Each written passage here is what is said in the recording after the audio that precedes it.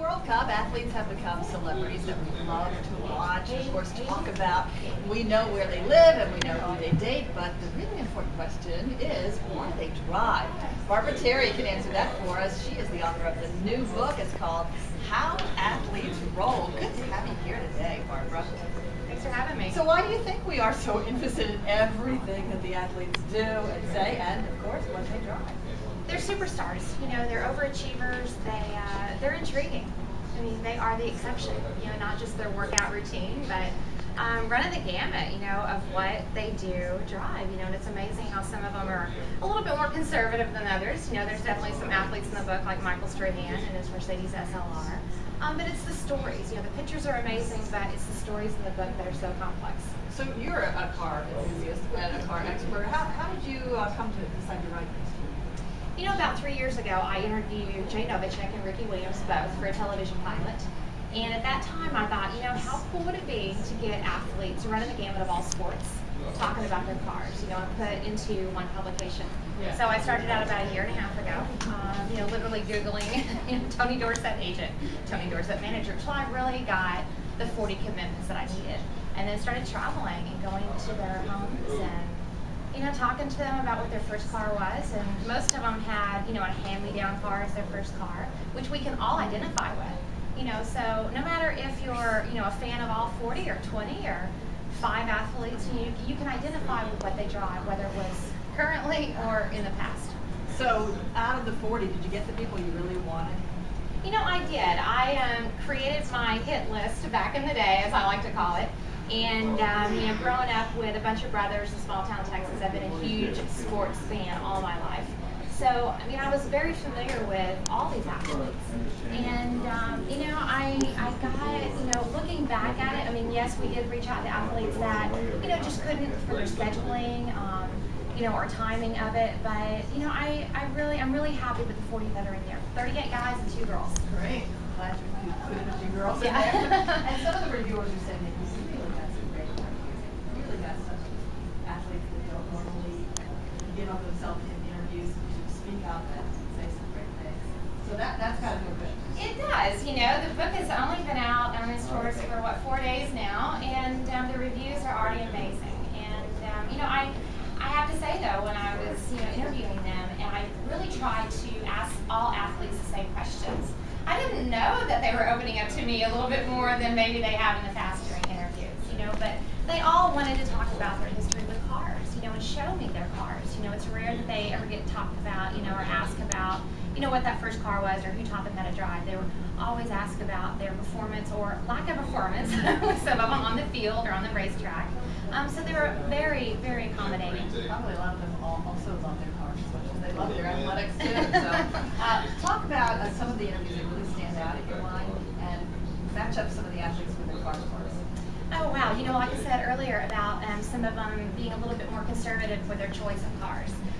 Too Tall Jones, since I interviewed him about a year and a half ago, we've stayed very friendly. And he brought to my attention the other day, I had sent him one of the review copies, and he just gleams when he holds it in his hand. He's so proud to be in the book, and, you know, of course that makes me feel good.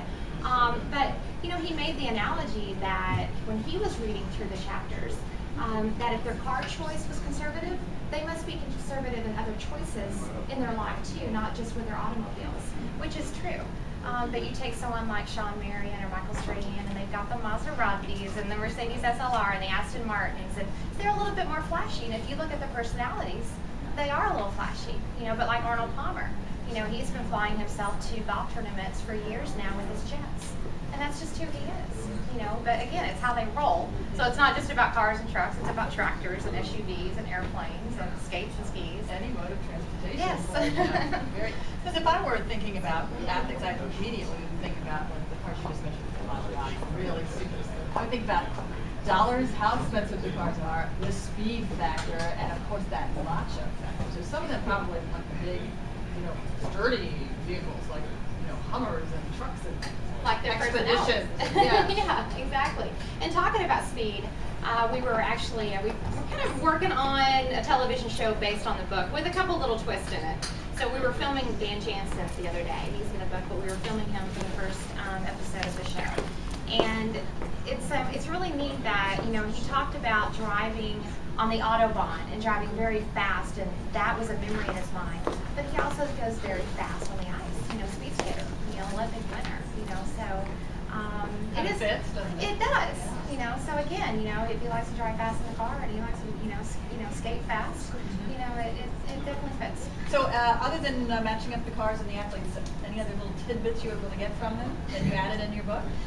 I've always said that I could write a book just on the process of doing the book. I have so many behind-the-scenes stories that are funny, and again, they were all very accommodating. Ric Flair made sure that Catherine Harrell, the photographer for the project, and I actually had a glass of wine before we started the interview. Relax everybody. Yeah, I know it was just a lot of unexpected things that happened that were it just amazed me, just how gracious and charming these people were, and are. As far as unexpected things, can you share anything with us that really blew your mind?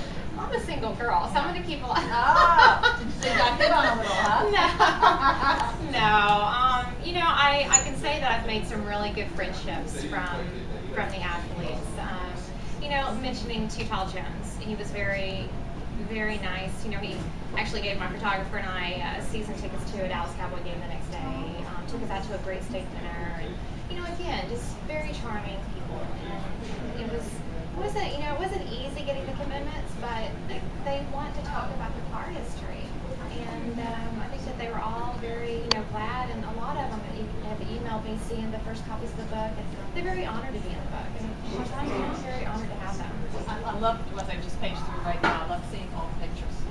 There's lots of pictures of them with each athlete, so you get to kind of see them in their home setting and see them with their vehicles. And some of the vehicles are not new vehicles. Some of them are classics too.